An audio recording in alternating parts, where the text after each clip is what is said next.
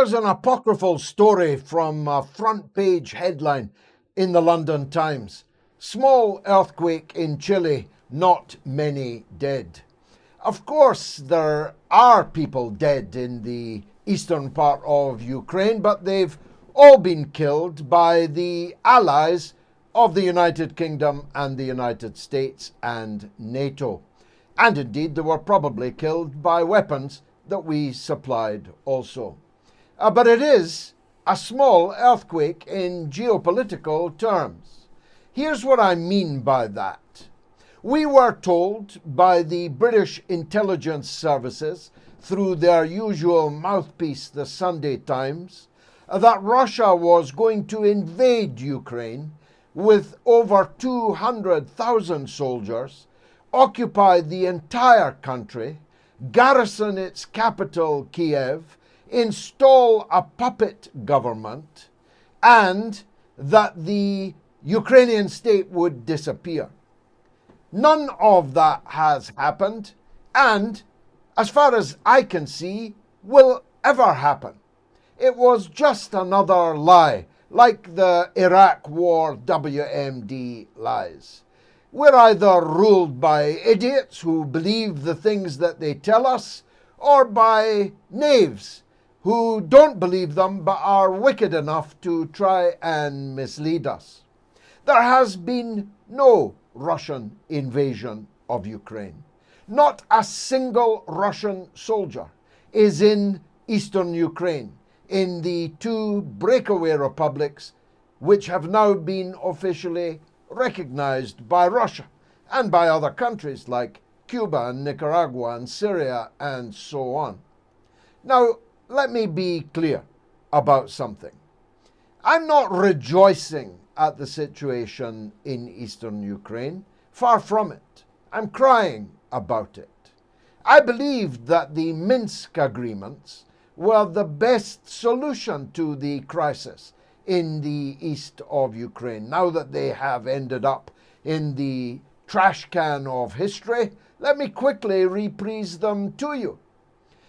It demanded a Minsk agreement signed by the Ukrainian government and the German government, the French government, and adopted by the United Nations Security Council. These agreements required a ceasefire on the line of control between Ukraine proper and its breakaway republics that broke away because their president, the one they all voted for, had been toppled in a coup, a violent coup. He'd had to run for his life. The parliament was burned down. Anti-Russian laws were immediately passed by legislators with guns pointed at their heads, literally.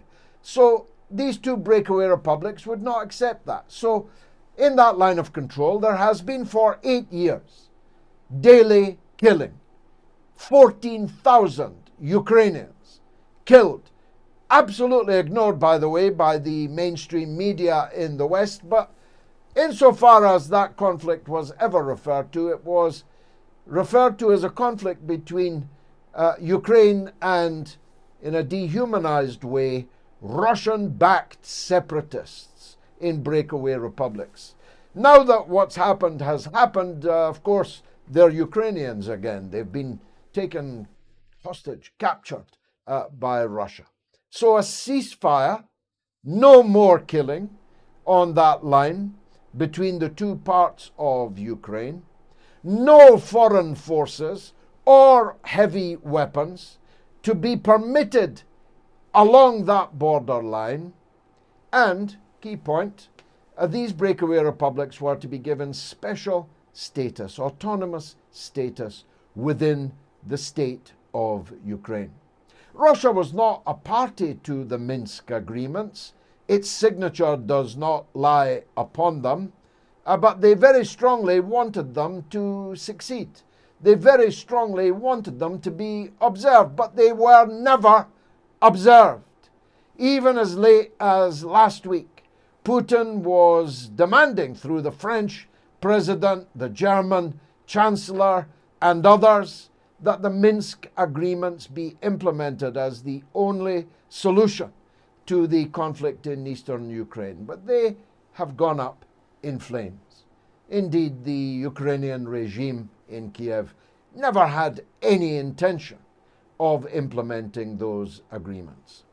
So there's not a single Russian soldier, not a single Russian tank, not a single piece of military hardware belonging to Russia in eastern Ukraine, but the entire world has gone mad, describing it as a massive invasion of Ukraine without a single shot being fired by Russia, a single Russian soldier on the ground. Now, Russia has taken permission from the Duma to move its forces as peacekeepers into eastern Ukraine, but they will probably not even be necessary because the Ukrainian regime would surely not be stupid enough to fire on Russian soldiers. So the very prospect of these Russian soldiers being there probably brings an end to this particular crisis. And that's a good thing, no? Well, yes, if you want peace. No, if you want war. No, if your entire purpose was to generate the kind of international crisis that we now have. It has given a new lease of life to some unlikely warriors, the charge of the lightweight brigade. Let's take the British Defence Minister, Ben Wallace, who once served in the Scots Guards, though I saw more action in the NAFI when I was in the Army Cadet Force, Royal Artillery Battery 2, than Ben Wallace ever saw, I can assure you. But Ben Wallace actually said today that his regiment, the Scots Guards, had kicked Russia's arse in the Crimean War and could do so again. Let me examine that statement in closer detail. The Crimean War ended 166 years ago, before the Russian Revolution, before the overthrow of the Russian Revolution. So 3 regimes ago, 3 epochs in Russian history ago. Since when Russia and the Soviet Union destroyed Hitler fascism in the ruins of Berlin. Since when Russia became a nuclear power, then a nuclear superpower, now a hypersonic nuclear superpower. Ben Wallace thinks the Scots Guards could kick Russia's arse. Secondly, and in parenthesis, his memory of the history of the Crimean War doesn't quite square with mine. Into the guns rode the gallant 600. The atrocities of the Crimean War, the suffering of our soldiers in the Korean War appears all to have escaped our defense minister's historical memory. The truth is, the Crimean War, the first war to be photographed, was a bloody charnel house, not something to be joked about, even though Ben Wallace probably wasn't joking. And the third point to be made is this. As our defence minister, Ben Wallace commands an entire British armed forces that could comfortably fit into Villa Park, the stadium of Aston Villa.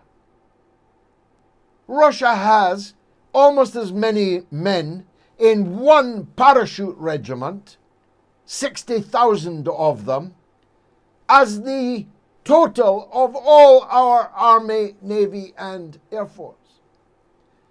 Why do I labour this point? It's because this imperial self-delusion has led our country once again right into the front line of an international conflict which has nothing whatsoever to do with us and which we cannot affect in any way, unless we're going to fire nuclear weapons at Russia, in which case they'll fire them back, and this will be the last broadcast I ever make or you ever hear. But short of firing our US-controlled Trident submarine missiles at Russia, we cannot affect this conflict in any way. All we can do is hurl shouty, sweary words at Russia.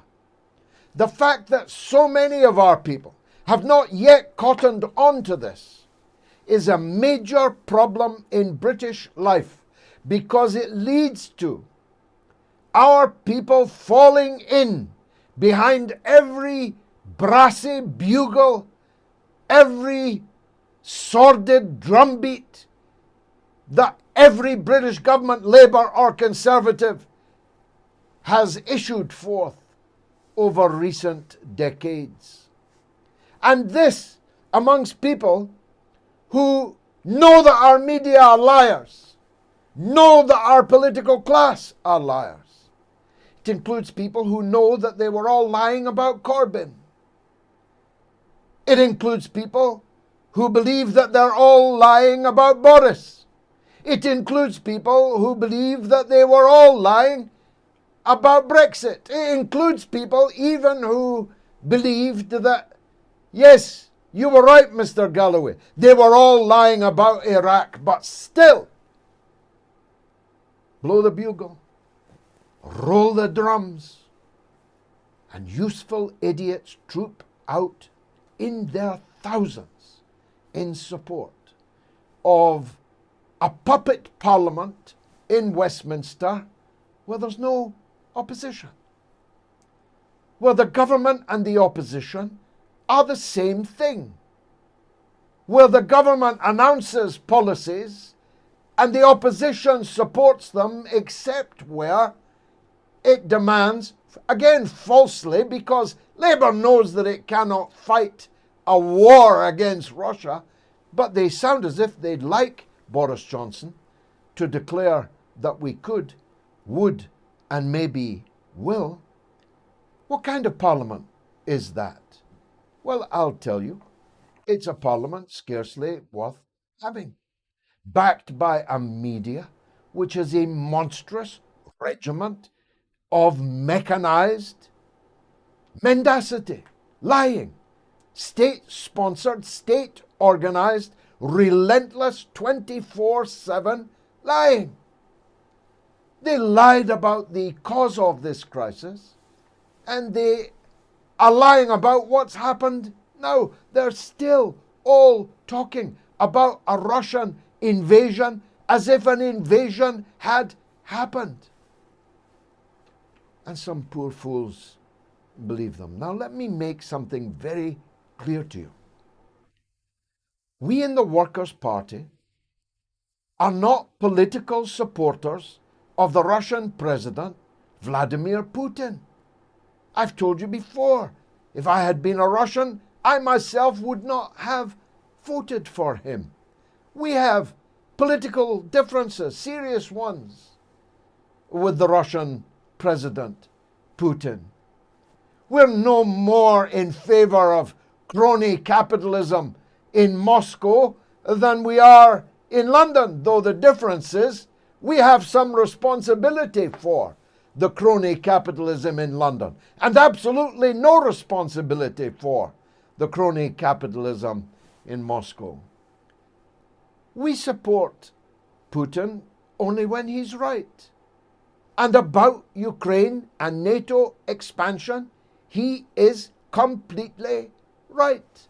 And our government is completely wrong. And the drooling half-wit wandering around the corridors of the White House in his pajamas and his dressing gown, unable to find the bathroom, President Joe Biden is even more wrong, and with far greater and more dangerous responsibility too. What was the point of taking back control from Brussels, only to hand it over to a man, Joe Biden, that isn't safe to be left with the button on his housecoat, never mind the nuclear button? That's not the kind of Britain we fight for here in the Workers' Party. The truth is that we have an enormous affection and respect and admiration for the people of Russia. So should you all. If it was not for the people of Russia and their Red Army, I'd be speaking to you tonight in German, except I wouldn't be speaking at all, and you probably would be in no place to listen. If not for the Red Army, Hitler fascism and its successors might still be ruling all of Europe, and with its fascist allies, all of the world. Don't you see that Russia, as a country, as a people, is deserving of rather more respect than they are shown by our political class and their armed with typewriters, journalistic auxiliaries? We insist on that. We give no blank checks to Putin or any other country, state, political party, political force. We treat each issue on its merits, and here the merits are clear. As is now abundantly clear, our country and the rest of NATO gave solemn and binding assurances to the Soviet leader Gorbachev, who later became, albeit briefly, the head of the successor state of Russia, that NATO would not expand 1 inch, I quote, 1 inch east of the river Elbe.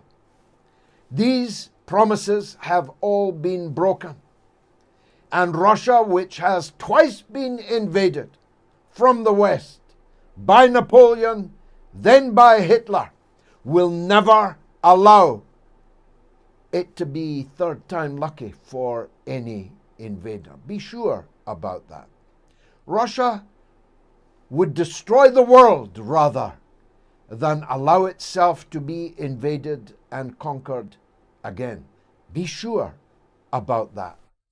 And be sure that you're ready to test my hypothesis on that. Russia has every right to reject the imperial war machine that is NATO, coming ever closer to its borders. Now let me turn to the capital H hypocrisy which is on view. Though, as I have also said, it could be, don't discount it, that our leaders and our journalists are actually too stupid to know this, or too young to know it, or too young and stupid to know it. That in recognizing these two breakaway republics, Russia has done almost, but not quite, exactly what we did with the state of Kosovo. And by the way, I'm one of those that warned you at the time that by recognizing the illegal breakaway of Kosovo from Serbia, you were setting a precedent that would be followed by others in years to come. Now, I'm not talking ancient history here. You'd need to be really, really, really young not to remember the war in Kosovo. I'm sure you remember it. I'm sure you remember that Britain and the United States and NATO and the European Union and UEFA and FIFA and the tennis associations and all of the architecture of Western political power recognized the illegal breakaway of Kosovo from Serbia. So spare me the sanctimony about the Donbass, please. As a matter of fact, you don't have time for me to run through the list of examples that prove the gigantic hypocrisy at work here. I could talk to you about how they broke up Yugoslavia, how NATO made war on Yugoslavia to break it up. I could talk to you about how Fat Mikey Pompeo actually stood on the Golan Heights, illegally seized from Syria by America's closest ally, Israel, and literally granted recognition to the illegal annexation of the Golan Heights. I could talk to you about how the American embassy has been moved into occupied East Jerusalem, which has been illegally annexed by America's closest ally, Israel. Full recognition thus bestowed on the illegal conquering of other people's territory and severing them from their legal status. I could talk to you about the American military bases in Syria, which are guarding the theft of Syria's oil. I could talk to you about the Anglo-American illegal invasion and occupation of Iraq, which killed 1 million people. I could talk to you about the NATO member Turkey's illegal occupation of northern Cyprus since 1974. I could talk to you about America's illegal occupation of a part of Cuba on which they've built a base called Guantanamo Bay. Maybe you've heard of it. I could talk to you about all the countries that America and Britain have invaded and occupied since the Second World War in absolute defiance of international law and any concept of territorial integrity and its inviolability. But you don't have time for me to go into detail about any or all of those. Just know this, that all Russia has done is grant recognition to two territories that were, for the last 8 years, de facto independent anyway, which is less than we did in the single example of Kosovo, because we actually fought a war against Serbia in order to tear Kosovo out of its motherland. We even bombed a television station. We bombed Serbian state television. We killed quite a few tea ladies and cleaners, all in the name of freedom and liberty and free speech, of course. Which brings me to an obvious point. This afternoon in the House of Commons, Boris Johnson buckled, I know it sounds hard to believe, to Keir Starmer's heavy blows on the subject of RT, an increasingly influential platform with which I am associated. It is the biggest television station in the Arab world. It's the biggest television station in Latin America. It's the third biggest television station in Germany before the German government put it off air.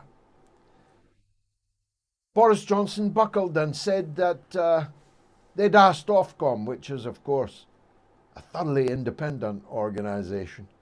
If you believe that, I've got a bridge here in Edinburgh that I can sell you, going cheap. Ofcom, in return, has promised a rapid escalation of its consideration of the government's wish for it to review the role of RT and Sputnik here in Britain. I don't know what they're going to decide. The stakes are quite high, actually, Because if they take RT and Sputnik off the air, the BBC and, I hope, every British broadcaster and journalist is quite quickly thereafter on a plane out of Moscow, never to be allowed to report from the country again. And I hope the new republics in the Donbass do the same to the BBC and other British correspondents there. But it's more than tit for tat. It will prove to the whole world that the idea that Britain has a free press and free broadcasting is for the birds.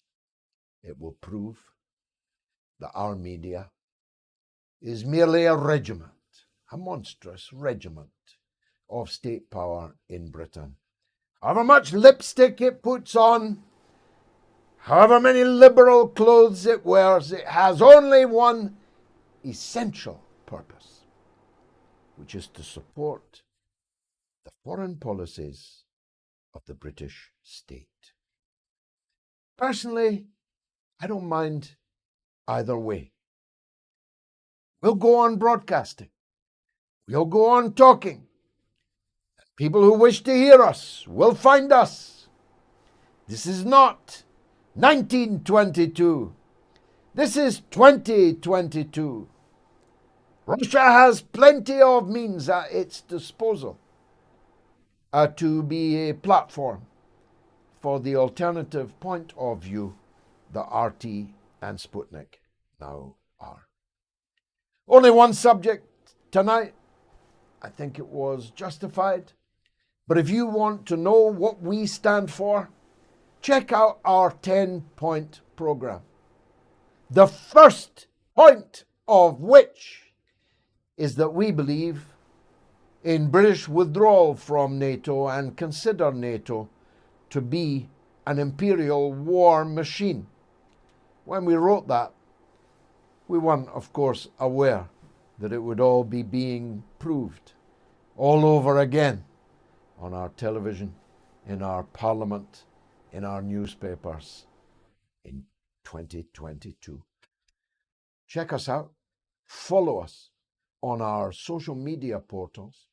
Join us if you like what you see, or stay with us just to hear an alternative point of view. That's what free speech is all about. Thanks for watching.